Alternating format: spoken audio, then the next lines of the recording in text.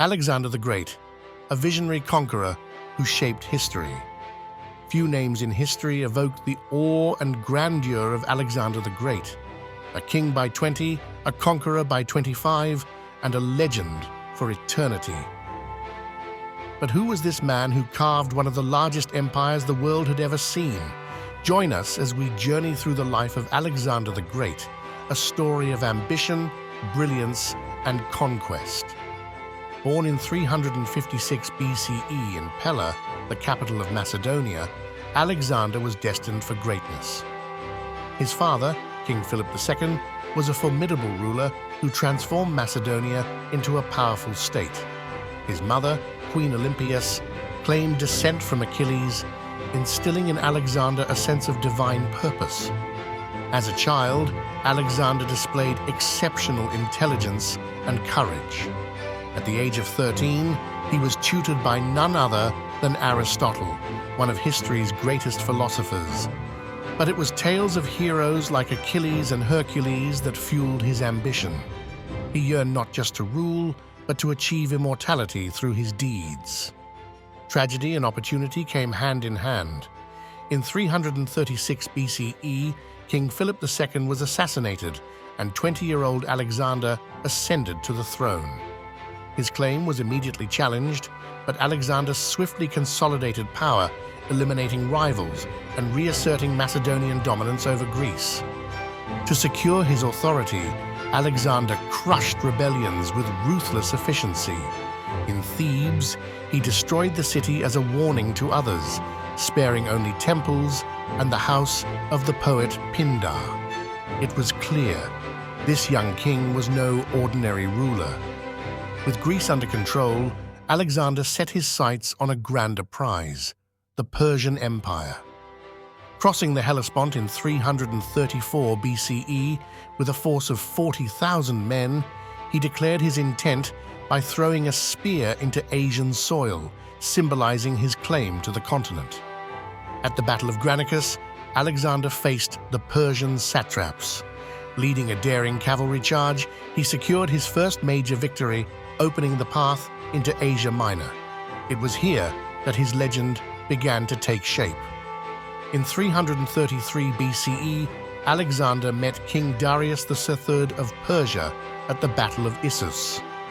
Though vastly outnumbered, Alexander's tactical genius turned the tide.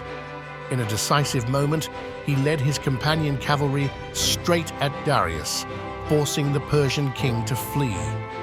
The victory at Issus was not just military, it was psychological. Darius left behind his family, whom Alexander treated with respect, winning admiration even from his enemies. By 332 BCE, Alexander marched into Egypt, where he was welcomed as a liberator.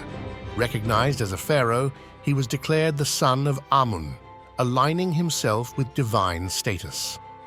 In Egypt, Alexander founded the city of Alexandria, envisioning it as a center of culture and learning. This city would become one of the greatest in history, embodying Alexander's vision of blending Greek and Eastern cultures. The decisive moment came in 331 BCE at the Battle of Gaugamela. Once again, Alexander faced Darius III, this time on an open plain. Despite being heavily outnumbered, Alexander's strategic brilliance and disciplined army won the day. Darius fled once more, but his empire had fallen. Babylon, Susa, and Persepolis, the heart of Persian wealth and power, were now Alexander's.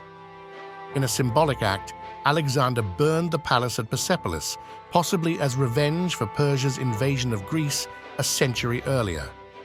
Never satisfied, Alexander pushed eastward into the unknown lands of India. In 326 BCE, he faced King Porus at the Battle of the Hydaspes. Porus's war elephants were a fearsome sight, but Alexander's tactical ingenuity secured another victory. Impressed by Porus's bravery, Alexander reinstated him as a vassal king, demonstrating his policy of respecting local rulers who showed loyalty.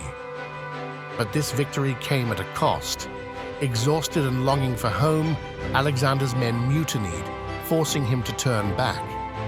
The return journey was fraught with challenges. Crossing the harsh deserts of Gedrosia, Alexander lost many men to thirst and starvation. But by 324 BCE, he reached Babylon, now the capital of his vast empire. Plans were underway for further conquests, but fate had other plans. In 323 BCE, at just 32 years old, Alexander fell ill and died. The cause remains a mystery. Was it fever, poisoning, or exhaustion from years of relentless campaigning? Alexander's death marked the end of his empire, but not his legacy. His generals, the Diadochi, divided the empire, giving rise to the Hellenistic kingdoms. Greek culture, language, and ideas spread across the known world, influencing art, science, and philosophy for centuries. Alexander's vision of cultural fusion left an indelible mark on history.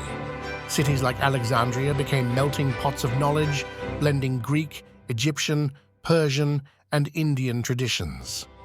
Alexander the Great was more than a conqueror. He was a visionary who reshaped the ancient world. His story reminds us of the power of ambition, the complexity of leadership, and the enduring impact one person can have on history. Thank you for joining us on this journey through the life of Alexander the Great. His story continues to inspire, challenge, and captivate.